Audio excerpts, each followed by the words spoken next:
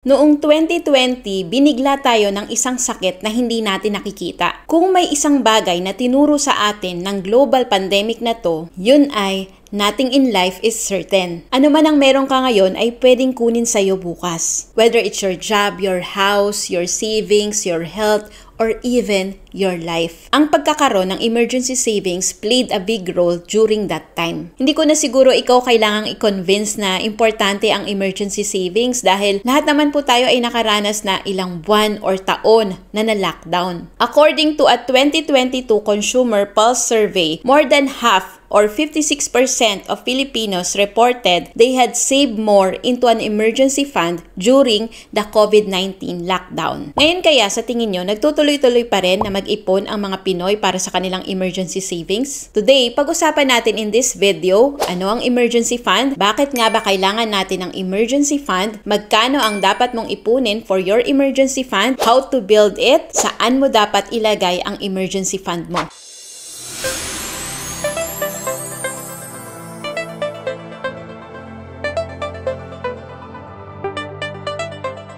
Hi Dreamers! Hi everyone! Ako nga pala si Nel Sembrano Lontok. Dati akong accountant na ngayon ay isang online entrepreneur and financial educator sa IMG. Dito sa channel ko, nagbibigay po ko ng personal finance tips for beginners at mga tips paano ba ako nagkaroon ng time freedom doing the mission of IMG. Kung sa tingin mo makakatulong itong channel ko sa'yo, consider mo na mag-subscribe at click mo yung notification bell para updated ka every time na meron akong bagong video.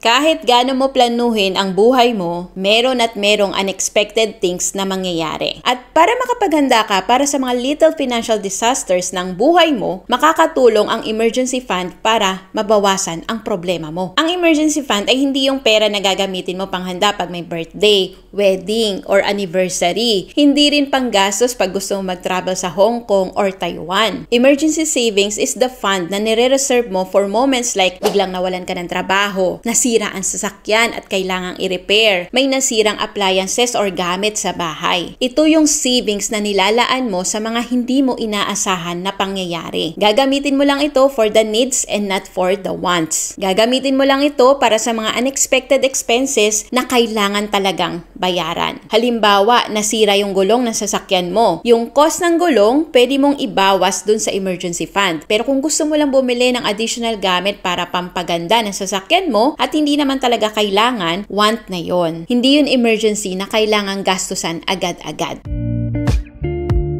Mababawasan nito ang financial stress mo kapag may mga unexpected events na mangyayari. Makakaiwas ka rin sa utang kapag meron kang emergency fund, lalo na kapag nagsabay-sabay yung mga bills na kailangan mong bayaran. With no emergency savings, kinakailangan mong magbayad ng malaking interest dahil nga kailangan mong mangutang pangbayad dun sa emergency na nangyari. Dahil wala kang pera na mahuhugot or worst case, pwede pang mahatak yung sasakyan mo kung hindi ka nakapaghulog ng amortization mo. Possible na pati bahay mo ay makuha sa'yo kung hindi ka nakapaghulog ng amortization mo dahil wala kang emergency savings. Mahirapan ka sa pag-manage ng finances mo dahil nagkapatong-patong na yung mga bills plus may emergency pa na nangyari. Ganyan ang nangyari sa ilan sa mga Pilipino noong pandemic. May mga na-receive pa nga ako na kwento na ang dami niyang kinuha ng mga lote tapos hindi niya na kayang mahulugan dahil nawalan ng trabaho and then wala ring emergency savings. So nasayang yung mga nauna nilang hulog sa bahay at sasakyan.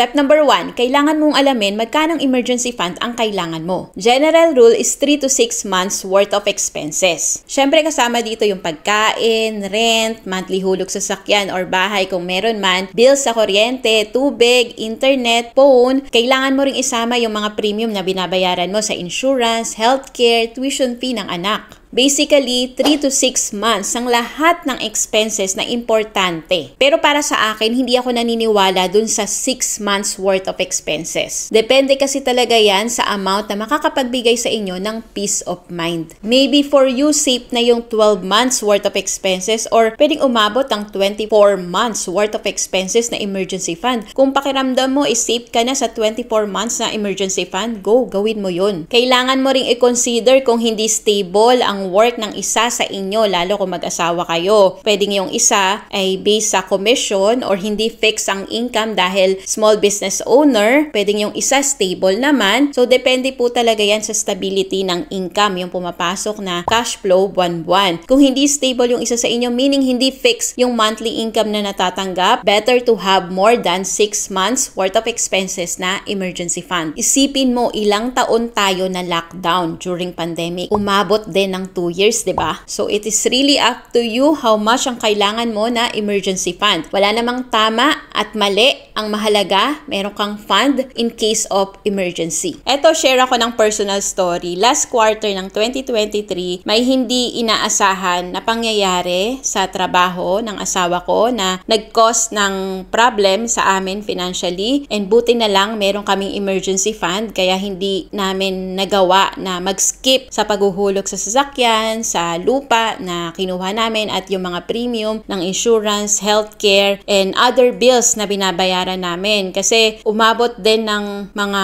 3 to 4 months na hindi naging okay financially yung pinagtatrabahuan niya noon. And buti na lang natutunan namin na mag-save for emergency fund kaya malaki talaga yung role ng pagkakaroon ng emergency fund. Ganun talaga ka-importante na nag-uusap kayo ng pamilya mo how much ang fund na kailangan nyo for emergency fund. Let's say you decided na 12 months worth of expenses na emergency fund ang goal nyo at gumagastos kayo ng 30,000 every month. So 30,000 times 12 months, ang emergency fund na dapat meron kayo ay 360,000 pesos. Step number 2, after mo malaman how much ang kailangan nyo na total emergency fund, mag-set ka na ng monthly savings goals mo para dito. Wala ring exact amount monthly na dapat mong ipunin. Depende din yan sa sitwasyon mo ngayon. Meron ka bang utang na binabayaran? Meron ka na bang healthcare at life insurance? Sa financial foundation na tinuturo namin sa IMG, ito yung pang-5 block sa financial foundation. Pero hindi ibig sabihin na kailangan mo munang mabuo yung naunang 3 blocks like having a long-term healthcare, term life insurance, and paying off your debts bago ka magsimula na mag-build or buuin ang emergency fund nyo. Nel, bakit ba importante na meron akong healthcare at life insurance bago ako mag-save for emergency fund? Major illness or untimely death na mga mahal natin sa buhay is part of emergency. Pero ito, kailangan ng separate na financial solution. Para hindi tayo nangangamba kung magkasakit or ma-ospital, kailangan i-cover natin yung sarili natin ng healthcare. During our productive years or bago tayo mag 60 years old, usually, di ba, covered pa tayo ng short-term healthcare or HMO na provided sa'yo ng employer mo or ng amo mo. Pero once na-retired ka na or 61 and up ka na, hindi ka na pwede sa short-term healthcare, kaya importante na pag-ipunan mo rin yung long-term healthcare habang kumikita ka pa ngayon at healthy ka pa. In case naman of premature death at lalo na kung breadwinner ka at mahal mo ang pamilya mo, you must insure yourself with life insurance. Kailangan mo ito kung hindi pa ganun kalaki yung investment na meron ka na possible na maiwan sa mga mahal mo sa buhay kung may mangyari sa'yo. Meron akong separate video na ginawa ko saan in-explain ko paano mo i-build yung financial foundation mo ng tama. Panoorin mo yun mamaya after watching this video. Ilalagay ko yung link ng video na yon dito sa taas ng video para pwede mong panoorin mamaya. I-click mo na lang yung link na nandito sa taas ng video. Aside sa kailangan mo ng additional income, mabilis mo mababayaran ang mga utang mo at para makaipon ka ng emergency fund mo, what I suggest is pwedeng 50,000 pesos muna ang i-goal mo na ma-achieve para sa emergency fund mo. Pwede ka mag-start na mag-save ng 1,000 to 2,000 every month kung magkano yung kaya mong i-save. Depende po talaga sa iyo yan. Ang mahalaga, nakakapagtabi ka na for your emergency fund. Start small kung meron ka pang mga binabayaran na utang ngayon. Tapos, consistent dapat ang pagtatabi mo. That's why, napaka-importante din na nagbabudget kayo para alam mo kung negative or positive ba ang cash flow mo. Kasi pag nalaman mo na negative ang cash flow mo, ang dapat na solusyon na dapat mong gawin is pataasin yung income mo or magkaroon ka ng additional source of income. And once na nabuo mo na yung 50,000 pesos na emergency fund, habang nagbabayad ka ng mga utang mo, nasa sayo na kung gusto mo munang mabayaran lahat ng mga utang mo bago mo ituloy ulit na mag-ipon para sa emergency fund mo. Kasi 'di ba, ang nauna mo lang na ipon is 50,000 pesos pero ang goal mo 360,000 pesos kung gumagastos kayo ng 30,000 pesos every month at 12 months worth of expenses na emergency fund ang gusto nyong maipon. Pero kung medyo okay naman na ang income mo or income nyo at meron kang additional income and you can save extra pesos para sa emergency fund mo, then go. Kapag nag-invest ka, of course, mas mataas ang interest nito compared kung ilalagay mo lang sa bank savings account. Pero syempre, kapalit ng mataas na interest, mataas din yung risk na pwede kang malugi. Ano ba ang purpose ng emergency fund? Diba yung meron kang mahuhugot na pera kung sakaling may mangyaring uncertainties? Remember, there's always risk when it comes to investing, no matter how small. Investing your emergency fund is not recommended.